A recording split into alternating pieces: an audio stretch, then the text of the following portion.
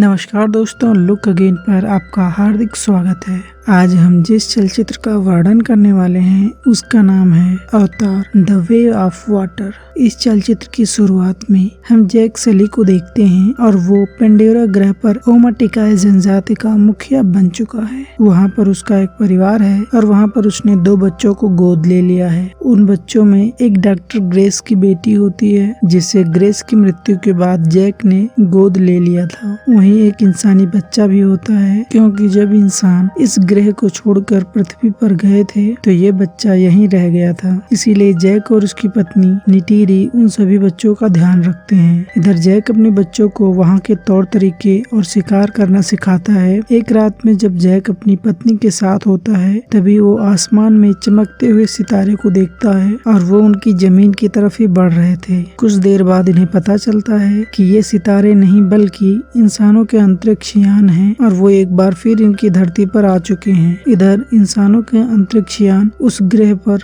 Land करते हैं तो वहाँ के जंगल में आग लग जाती है। वहाँ की सारी वनस्पतियाँ जल जाती हैं। अब उस अंतरिक्ष यान से कई सारे रोबोट बाहर निकल आते हैं और इनके अंदर इंसान होते हैं और इन सब के साथ काफी बड़ी बड़ी मशीनें भी होती हैं और इनके सामने जो कुछ आता है ये उसे कुचलते हुए आगे बढ़ने लगते हैं। इधर जैक और उसकी पत्नी ये सब देखकर बहुत दुखी होते हैं और वो उनका कुछ नहीं कर पाते। इधर हम उस अंतरिक्ष यान की एक प्रयोगशाला में बहुत सारे अवतारों को देखते हैं। वहाँ पर जैक का हूबहू एक अवतार होता है और वो तुरंत होश में आया होता है। वो पूरी तरह से बेकाबू होता है। तब वहाँ कुछ अवतार उसे बताते हैं कि आप कर्नल हो, आपको मार दिया गया था, लेकिन हमने आपके डीएनए से इस अवतार को बनाया है ताकि आप इस ग्रह पर आराम से रह सको। असल में इंसानों ने इस तरह के काफी अवतार बनाए होते हैं क्योंकि वो इस बार अपनी लड़ाई में जीतना चाहते हैं। दूसरी तरफ हम जैक, उसकी पत्नी और वहाँ के लोगों को देखते हैं और वो सब मिलकर इंसानों की एक ट्रेन को तबाह कर देते हैं और इस ट्रेन में बहुत सारे हथियार और इंसानों के लिए खाना होता है। इसके बाद जैक उन हथियारों पर भी कब्जा कर लेता है। जब ये बात कर्नल को पता चलती है तब वो जैक को जान से मारने की योजना बनाता है। तभी वहाँ कर्नल के वरिष्ठ अधिकारी आ जाती हैं। वो कर्नल को बताती हैं कि जब भी हमारे विमान हवा में बाहर उड़ान भरते हैं तो वहाँ पर उड़ने वाले बड़े बड़े इकरान उन पर हमला कर देते हैं और वो विमान को तोड़ फोड़ डालते हैं। अब ये सुनने के बाद कर्नल तय करता है कि अब वो अपने दोस्तों के साथ पैदल ही जंगल में आगे बढ़ेगा। इधर जब वो सब जंगल में जा रहे होते हैं तो वहीं पर जैक के बच्चे उन सबको देख लेते हैं। वो सब अपने पिता को सूचित करते हैं। अब वो सब उन लोगों के सामने आ चुके हैं। इससे पहले वो सब उन्हें नुकसान पहुंचाते वहाँ जैक की पत्नी निटीरी आ जाती है और वो उनके ऊपर हमला कर देती है। किसी तरह से अपने बच्चों को तो बचा लेती है, लेकिन कर्नल और उसके साथी उस इंसानी बच्चे को अपने साथ उठा ले जाते हैं जिस बच्चे को जैक ने गोद लिया था। जैक और निटीरी अपने बच्चे के लिए काफी परेशान होते हैं। फिर भी जैक अपनी पत्नी से कहता है कि हमें तुरंत ही इस कबीले को छोड़कर जाना होगा। जैक बताता है कि कर्नल का वो अवतार मुझसे बदला लेकर मुझे मारना चाहता है और अगर हम यहाँ से नहीं गए वो हमारे साथ साथ हमारे पूरे कबीलों को भी खत्म कर देगा। इसीलिए हमें यह स्थान छोड़कर जाना होगा। निटीरी भी इस बात को समझ जाती है और अब जैक अपने पूरे परिवार को इकरान पर बिठाकर वहाँ से निकल जाता है। इधर हम जैक के उस इंसानी बेटे को देखते हैं जिसे कर्नल ने पकड़ लिया था और उसका नाम स्पाइडर होता है। उसे कर्नल के आदमी प्रताड़ित करते हैं और उससे जैक के कबीले के बारे में पूछते हैं, लेकिन वो उन्हें कुछ नहीं बताता। तब कर्नल को एक विचार आता है कि इसे हमें प्रताड़ित नहीं करना चाहिए और वो स्पाइडर को अकेले में ले जाकर उससे बताता है कि मैं तुम्हारा असली पिता हूँ, क्योंकि पिछली बार जब मैं इस ग्रह पर आया था तो मैं तुम्हें यहाँ छोड़कर चला गया था और ये मैंने बहुत गलत किया था और अब मैं ऐसा नहीं करूँगा और मैं तुम्हें अपने साथ पृथ्वी पर ले जाऊंगा। ये सुनकर स्पाइडर कर्नल की बात मान जाता है। इधर हम जैक और उसके परिवार को देखते हैं। वो सब एक ऐसी जगह पहुँचते हैं जहाँ के लोग पानी में रहा करते थे और वो दिखने में इन सबसे थोड़ा अलग होते हैं। वहाँ का मुखिया जैक से कहता है तुम यहाँ पर नहीं रह सकते क्योंकि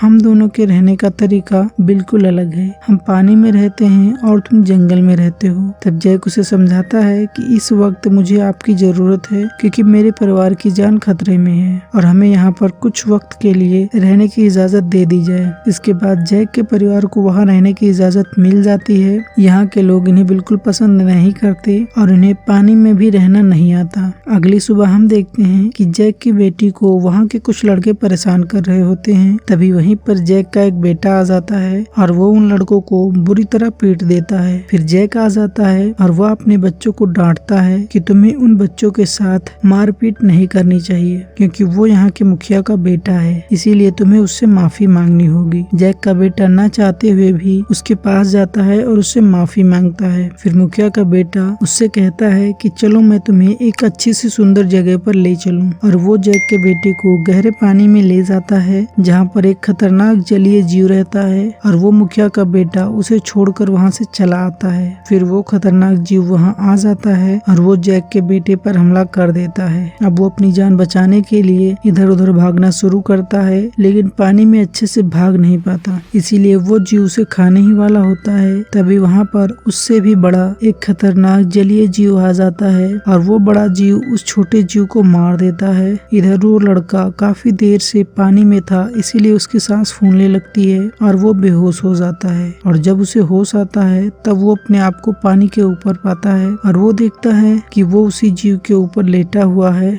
जिसने उस छोटे जीव को मारा था। असल में इसी ने उसकी जान बचाई है। वो देखता है उस जीव के शरीर में कई हथियार धंसे हुए हैं और उनसे उस जीव को काफी तकलीफ हो रही है। अब जैक का बेटा किसी तरह उस हथियार को निकाल देता है। अब वो जीव उसे किनारे पर छोड़कर चला जाता है। इधर मुखिया को पता चलता है कि उसके बेटे ने जैक के बेटे को एक खतरनाक जीव के पास छोड़ दिया था और खुद वापस चला आया था, इसीलिए वो मुखिया अपने बेटे को सजा देना चाहता है। तभी जैक का बेटा उसे बचाने के लिए झूठ बोल देता है कि मेरे कहने पर ही वो गहरे पानी में मुझे लेकर गया था। ये सब सुनकर मुखिया के बेटे को काफी शर्म आती है, क्योंकि वह जैक के बेटे को मारने के लिए वहाँ छोड़ आया था और आज उसी ने उसकी जान बचा ली। और अब जैक का बेटा भी यहाँ के लड़कों का अच्छा दोस्त बन जाता है। फिर वो सबसे बताता है कि पानी के एक बड़े से जीव ने मेरी जान बचाई थी, लेकिन उसकी बात पर किसी को विश्वास नहीं होता। इधर जैक का बेटा एक बार फिर उस बड़े से जीव के पास जाता है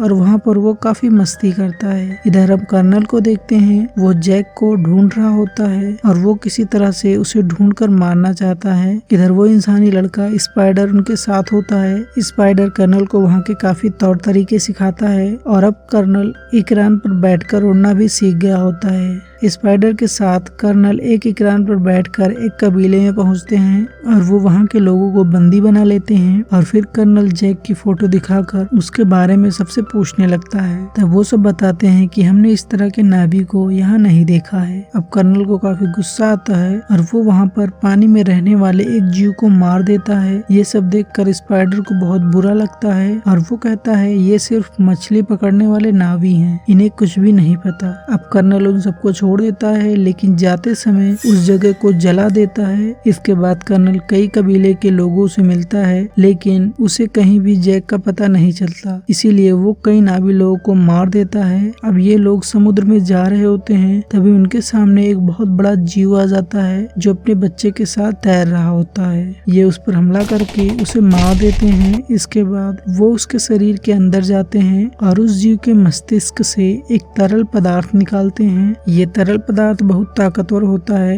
क्योंकि जो इसको पिएगा वो इंसान काफी अधिक समय तक जीवित रहेगा और उसकी उम्र धीरे धीरे बढ़ेगी और पृथ्वी पर इसकी कीमत करोड़ों रुपए में होगी। अब सब लोग वहाँ से चले जाते हैं। अगले दिन उस कबीले में वहाँ के लोग जहाँ जैक रहता था वो उस मरे हुए जीव को देख लेते हैं और वो समझ जाते हैं कि ये सब कुछ जैक की वजह से हुआ है। तब वो सब जैक पर गुस्सा होकर कहते हैं कि तुम्हारी वजह से इंसान यहाँ तक पहुँचकर हमारे जीवों को मार रहे हैं, जो हमारी दुनिया का एक हिस्सा है। तब वहाँ का मुखिया कहता है अब इंसानों को इसकी कीमत चुकानी होगी और हम लोग इंसानों पर हमला करेंगे। इधर जैक का बेटा एक बार फिर अपने उस बड़े से जीव से मिलने जाता है जिसने उसकी जान बचाई थी। वहाँ पहुंचकर वो देखता है कि वो पूरी तरह से सुस्त पड़ा हुआ है, क्योंकि इंसानों ने उसके शरीर में एक बहुत बड़ा यंत्र लगा दिया था, जिसकी वजह से वो जीव सुस्त पड़ा होता है। जैक का बेटा और उसके दोस्त उस यंत्र को निकालने लगते हैं ताकि वो जीव फिर से पहले जैसा हो सके। इधर इंसान भी जल्द ही उसी जगह पर पहुंचने वाले होते हैं क्योंकि वो उस बड़े जीव को मारकर उस बहुमूल्य तरल पदार्थ को निकालना चाहते हैं। इधर उस कबीले के लोगों और जैक को पता चल जाता है कि उन बच्चों की जान खतरे में है। अब वो सब अपने बच्चों के पास जाने लगते हैं। इधर कर्नल उन सब बच्चों को देख लेता है। अब कर्नल वहां तक पहुंचने ही वाला होता है, लेकिन वो बच्चे से पहले ही वो यंत्र उस जीव के शरीर से निकाल देते हैं और उसे गहरे पानी में ले जाते हैं ताकि उसकी जान बच सके। इधर कर्नल के लोग बच्चों पर लगातार हमला कर रहे होते हैं, फिर भी कर्नल के लोग बच्चों को जाल में पकड़ लेते हैं और जहाज पर ले आते हैं। इधर जैक भी अपने साथियों के साथ वहां पर पहुंच जाता है, लेकिन वो सब देखते हैं कि कर्नल ने उन बच्चों को जहाज के सामने बांध रखा है, इसीलिए वो उन पर हमला नहीं कर सकते। तब कर्नल जैक से कहता है कि अगर तुम बच्चों को बचाना चाहते हो तो तुम्हें अकेले ही यहाँ इस जहाज पर आना होगा। तब जैक इस बात को मान जाता है क्योंकि वो सभी को बचाना चाहता है।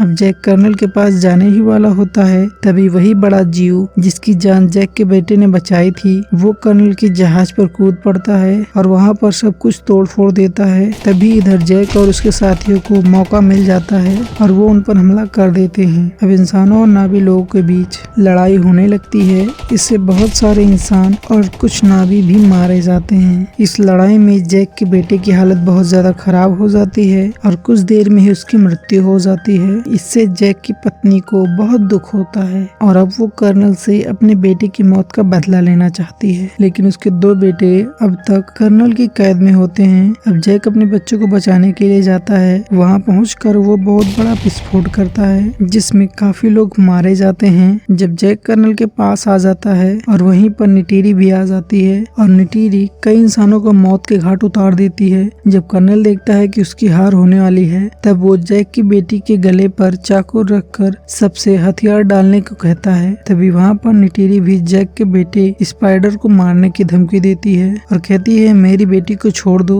अब कर्नल स्पाइडर को बचाने के लिए उसकी बेटी को छोड़ देता है। इसके बाद जैक और कर्नल के बीच लड़ाई होने लगती है। इस लड़ाई में जैक कर्नल को पानी में फेंक देता है। अब कर्नल पानी में डूबने लगता है। तभी वहाँ पर स्पाइडर आ जाता है और उसे पानी से बाहर निकाल लेता है क्योंकि उसने निटीरी से उसकी जान बचाई थी। कर्नल चाहता है कि स्पाइडर उसके साथ चले, लेकिन स्पाइडर उसके साथ जाने से मना कर देता है क्योंकि कर्नल बहुत ही जालिम इंसान होता है। उसने काफी लोगों को मारा था और ये सब स्पाइडर को बहुत बुरा लगता है, इसीलिए वो फिर से जैक के परिवार में वापस चला जाता है और उन्हीं के साथ रहना चाहता है और वो लोग भी स्पाइडर को अपने साथ रख लेते हैं। अब जैक अपने सगे बेटे को दफनाने लगता है जिसकी लड़ाई करते हुए मृत्यु हो गई थी। जैक को ये बात पता होती है कि अब इंसानों के साथ उसकी बहुत बड़ी लड़ाई होने वाली है क्योंकि इंसान इस ग्रह को अपने कब्जे में करना चाहते हैं। इसी के साथ ये कहानी है समाप्त होती है। उम्मीद करते हैं आपको ये कहानी अच्छी लगी होगी। अपनी राय जरूर दें और ऐसे ही मनोरंजक कहानियों के लिए चैनल को सब्सक्राइब अवश्य करें। धन्यवाद।